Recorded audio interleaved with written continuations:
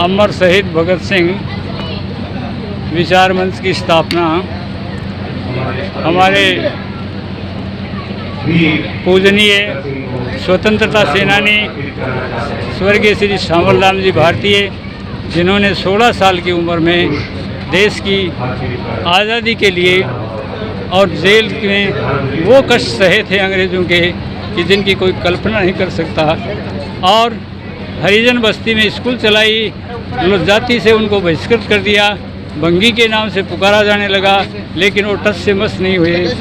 1968 में मैं जब नौजवान 24 साल की उम्र थी, चिड़ावा कोर्ट का मैं रीडर था, उस वक्त मेरी मुलाकात हुई। बिरलाओं के खिलाफ आंदोलन किया था उन्होंने, और खिलाफ नहीं मजदूरों की हड़ताल में 15 दिन भारतीय जी जेल में रहे थे। फिर यहाँ उन्होंने एक मंच बना करके भगत सिंह पुस्तकालय भी बनाया। तो 2008 में यहाँ भगत सिंह शहीद आज़म भगत सिंह पुस्तकालय बनाया गया, और भगत सिंह का भांजा प्रोफेसर जगमोहन सिंह खुद आकर के यहाँ उसका उद्घाटन किया। उसके बाद 2012 में प्रेरणा मिली कानपुर के क्रांतिकारियों से। कानपुर के भगत सिंह का छोटा भाई कुलतार सिंह, महावीर जी इंदौरिया, यहाँ ये प्राइवेट स्कूलें नहीं थी, इंदौरिया पब्लिक स्कूल के नाम से चलती थी, वहाँ हमने एक बहुत बड़ा कार्यक्रम किया। भगत सिंह राजगुरु सुखदेव का बलिदान दिवस वहाँ तय हुआ कि भगत सिंह की मूर्ति भी होनी चाहिए। तो 8 में पुस्तकालय बना, 12 में एप्लीकेशन लगा नगर पालिका की। सुरेंद्र जी सैनी के टाइम में यहाँ मूर्ति लगाने की स्वीकृति मिली, और 24 जुलाई 2018 को उसी भगत सिंह का भांजा प्रोफेसर जगमोहन सिंह, जो अंतर्राष्ट्रीय ख्याति प्राप्त व्यक्ति है, भगत सिंह का शोध कमेटी का जनरल सेक्रेटरी है, उसने आकर के इसका अनावरण किया। और अब ये कार्यक्रम हर साल 23 मार्च को भगत सिंह राजगुरु सुखदेव का अमर शहीद भगत सिंह विचार मंच कर रहा है। पुस्तकालय जब बनाया तो भगत सिंह यही कहा था, श्यामल राम जी भारतीय चले गए, 19 में डेथ हो गई उनकी।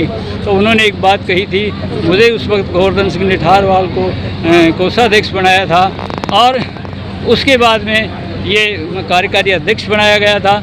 उसके बाद ये अब तक कार्यक्रम चल रहा है।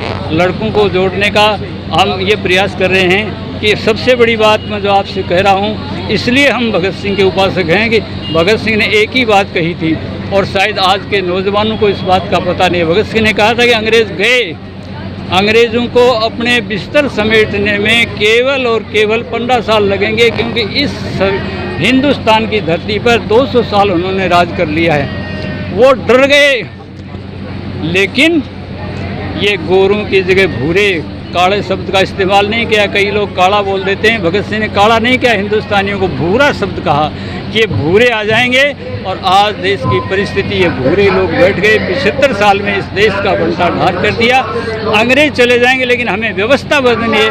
उस व्यवस्था के लिए ये मंच हमेशा पुस्तकें और व्यतीत करता है, इनका ये बनाता है, बलिदान दिवस बनाता है।